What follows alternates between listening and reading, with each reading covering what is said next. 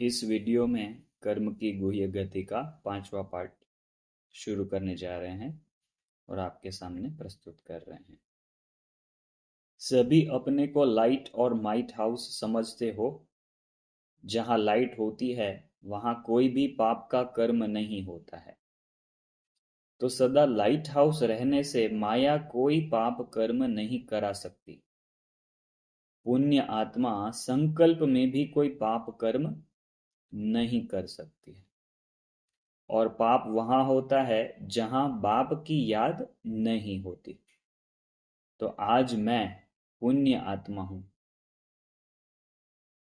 पाप मेरे सामने आ नहीं सकता, यह दृढ़ संकल्प करो। दृढ़ संकल्प की तीली से 21 जन्मों के किए पाप 21 जन्मों के लिए पाप कर्म खत्म दृढ़ संकल्प की तीली से होगा।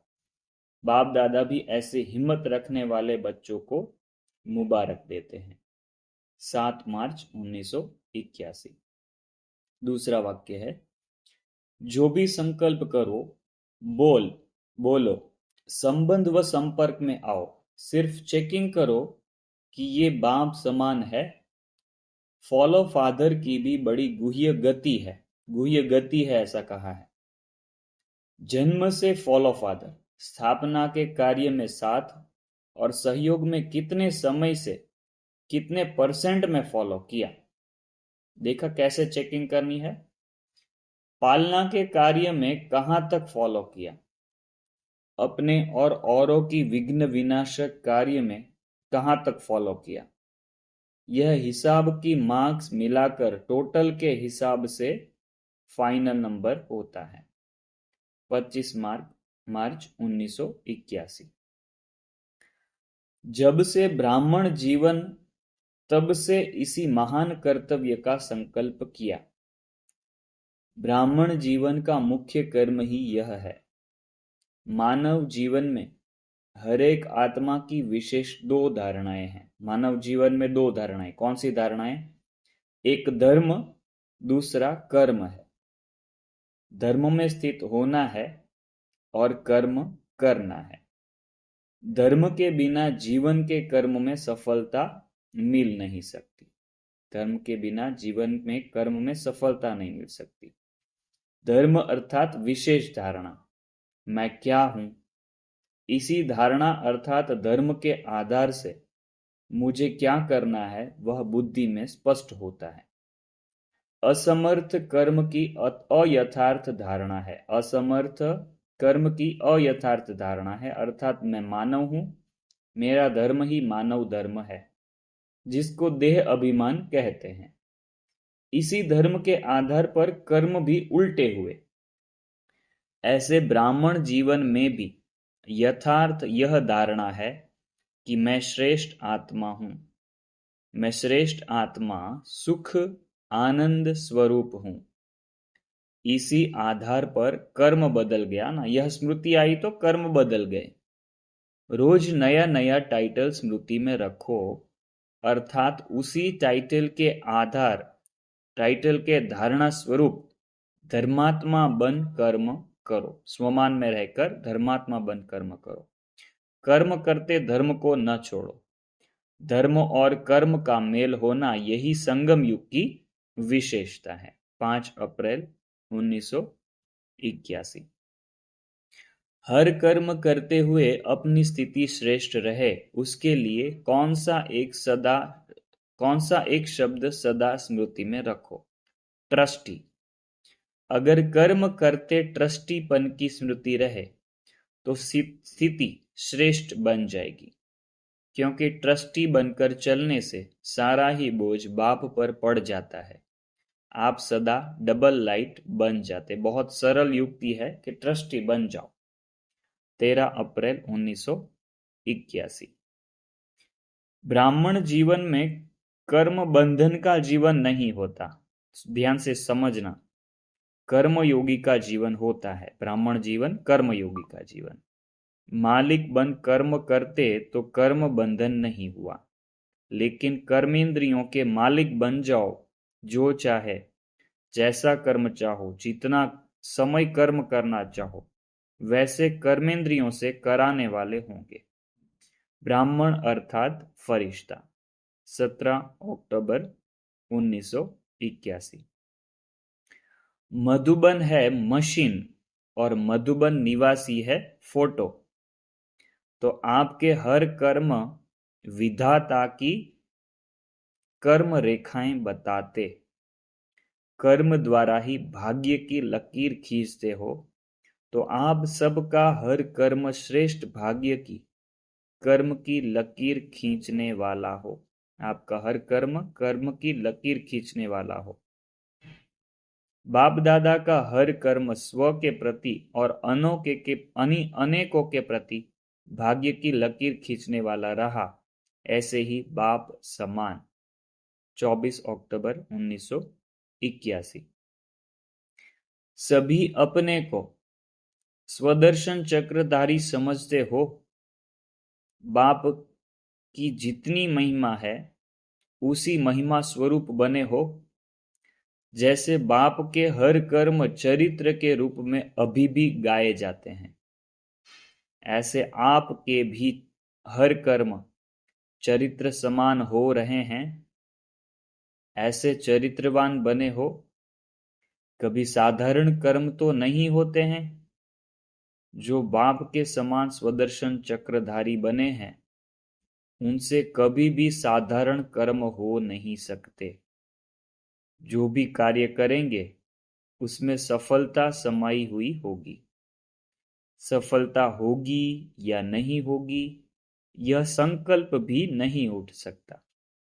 8 नवंबर 1981। हर कर्म श्रेष्ठ महान है। इससे सिद्ध है कि शक्तियों को चरित्र अर्थात कर्म में लाया है।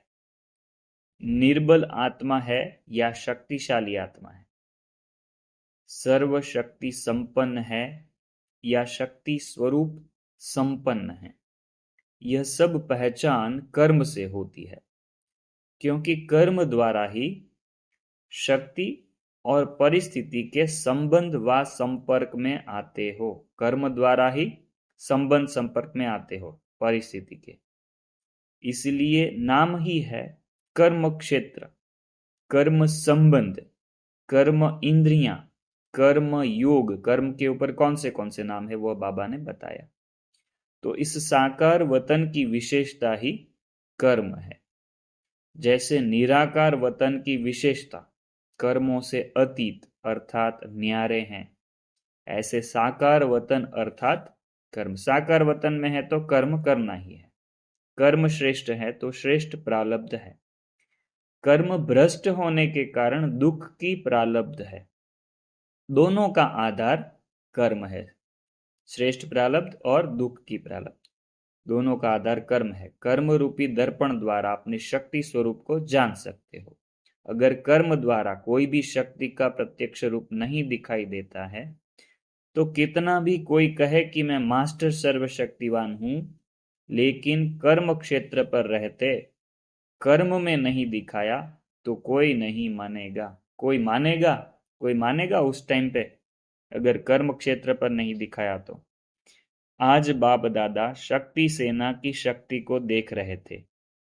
अभी प्राप्त की हुई शक्तियों को कर्म में लाओ, क्योंकि विश्व की सर्व आत्माओं के आगे कर्म ही आपकी पहचान कराएंगे।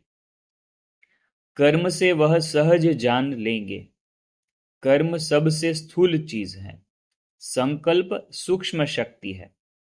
कर्म शक्ति द्वारा आपकी संकल्प शक्ति को भी जानते जाएंगे। बहुत इंपॉर्टेंट वाक्य। कर्म शक्ति द्वारा आपकी संकल्प शक्ति को जानते जाएंगे।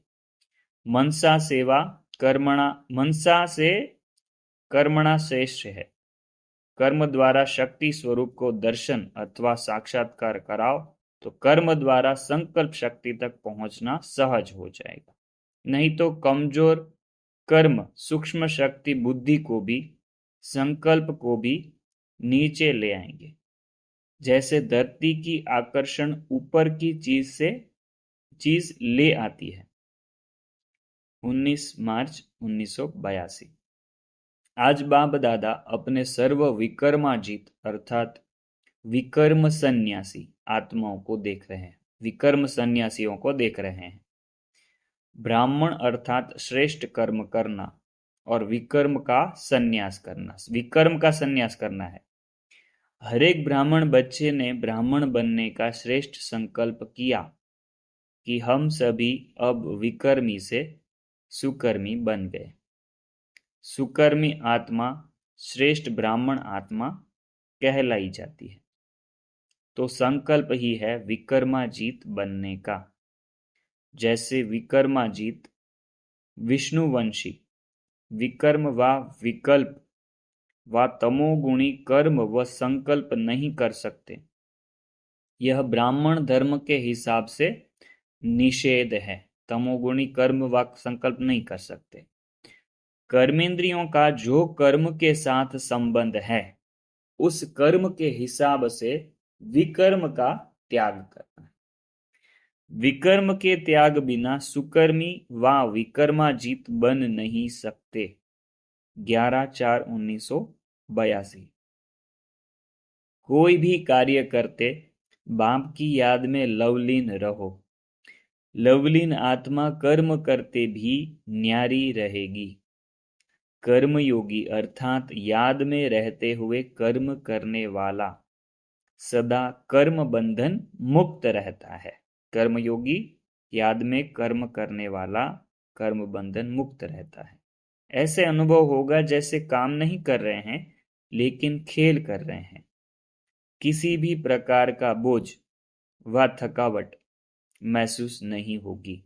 किसी भी प्रकार का बोझ थकावट महसूस नहीं होगी। तो कर्मयोगी अर्थात कर्म को खेल की रीति से न्यारे होकर करने वाला। ऐसे न्यारे बच्चे कर्मेंद्रियों द्वारा कर्म करते बाप के प्यार में लवलीन रहने के कारण बंधन मुक्त बन जाते हैं। 13 अप्रैल 1982। आज बाप दादा सभी ब्राह्मण बच्चों के श्रेष्ठ कर्म की रेखा देख रहे हैं। जिस कर्म की रेखा द्वारा ही वर्तमान और भविष्य तकदीर की लकीर खींची जा रही है। वर्तमान और भविष्य की तकदीर की लकीर खींची जा रही है। ऐसे भाग्य विधाता बाप के कर्मों की गुह्य गति के ज्ञाता बाप के डायरेक्ट वर्षे के अधिकारी बच्चे हैं।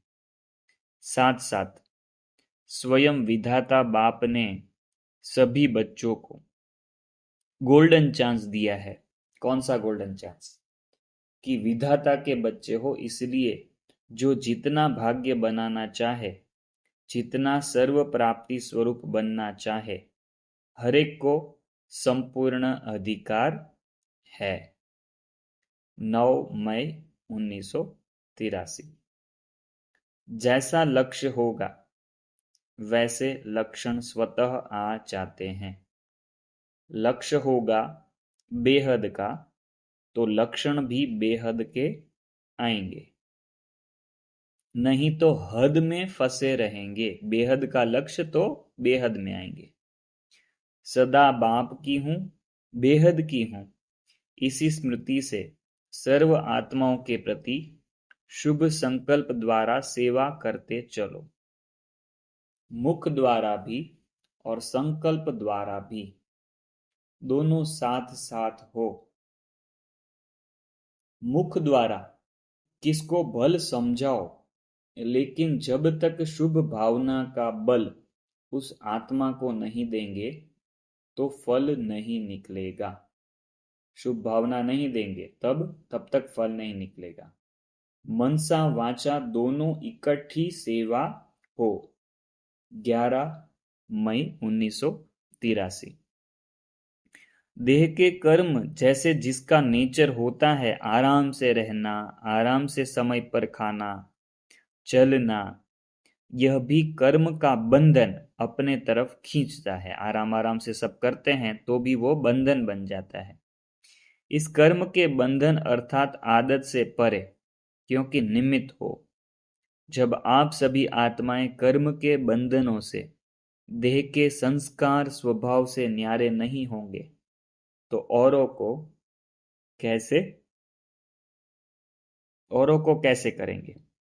जैसे शरीर की बीमारी कर्म का भाग है, उसी रीति से अगर कोई भी कर्म का बंधन अपने तरफ खींचता है तो यह भी कर्म का भोग विघ्न डालता है।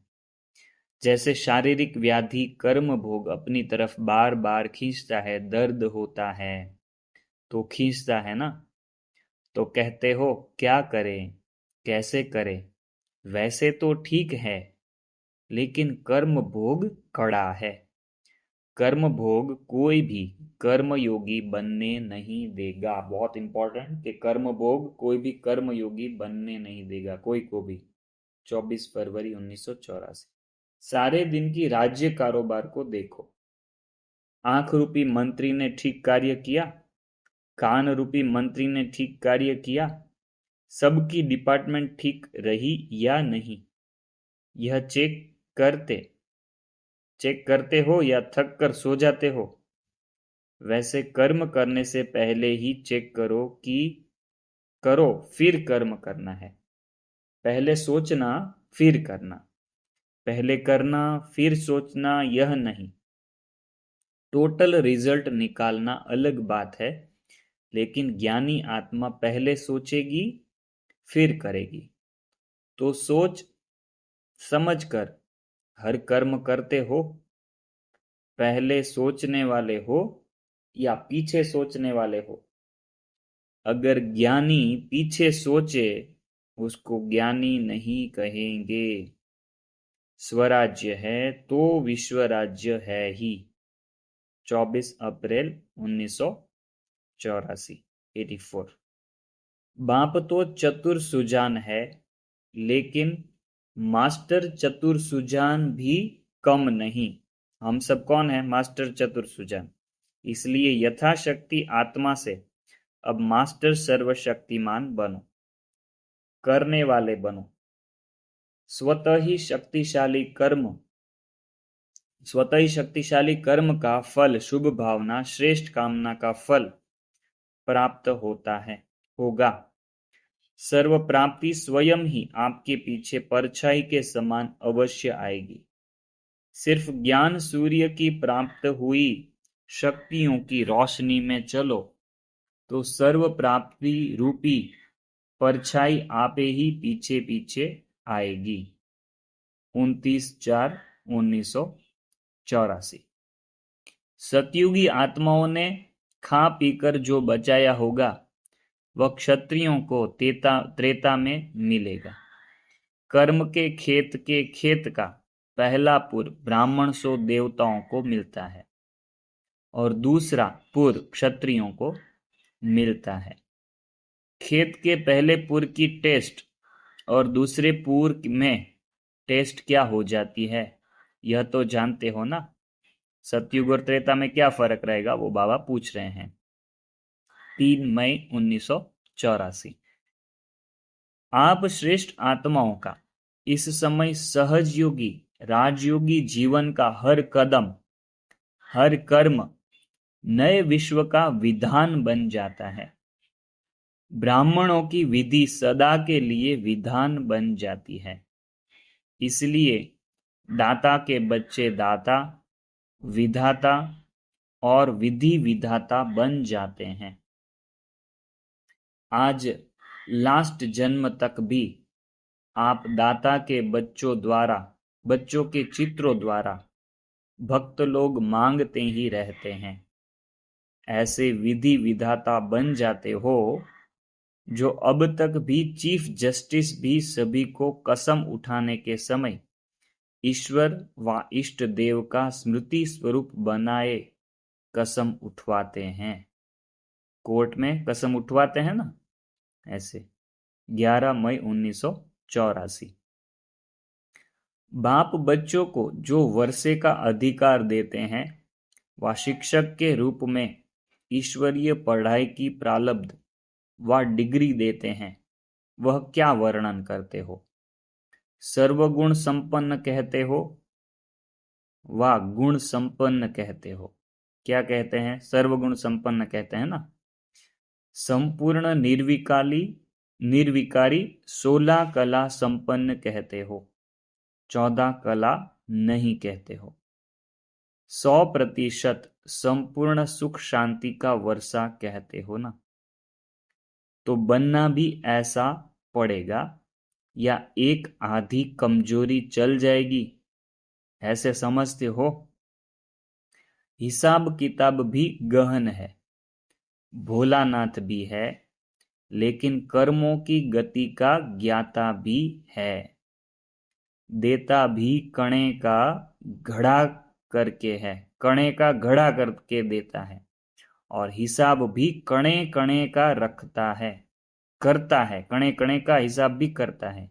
अगर एक आधी कमजोरी रह जाती है तो प्राप्ति में भी आधा जन्म पीछे आना पड़ता है। श्री कृष्ण के साथ साथ वह विश्व महाराजन पहले लक्ष्मी नारायण की रॉयल फैमिली व समीप के संबंध में आ नहीं सकते। समझा बहुत गुह्य बात। जैसे संवंत एक एक से शुरू होगा, एक से शुरू होगा सतयुग, ऐसे नया संबंध, नई प्रकृति, नंबर 1, नई आत्माएं, नई अर्थात ऊपर से उतरती हुई नई आत्माएं, नया राज्य, यह नवीनता के समय का सुख, सतो प्रधान नंबर 1 प्रकृति का सुख नंबर 1 आत्माएं ही पा सकेगी। नंबर 1 अर्थात माया पर विन करने वाले। तो हिसाब पूरा होगा। 3 दिसंबर 1984 भी अगले पार्ट में मिलेंगे। ओम शांति।